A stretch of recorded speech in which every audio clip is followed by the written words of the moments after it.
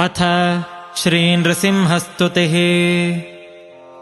उदयरविसहस्रद्योतितं रूक्षवीक्षम् प्रलयजलधिनादम् कल्पकृद्वह्निवक्त्रम् सुरपतिरिपुवक्षश्छेदरक्तोक्षिताङ्गम् प्रणतभयहरं तं नारसिंहं नमामि।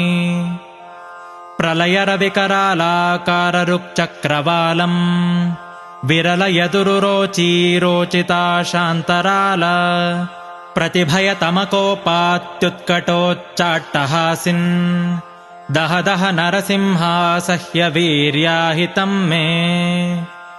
सरसरभसपादापातभाराभिराव प्रचकितचलसप्तद्वन्द्वलोकस्तुतस्त्वम् रिपुरुधिरनिषेकेणेव शोणाङ्घ्रिशालिन् दह दह नरसिंहासह्यवीर्याहितं मे।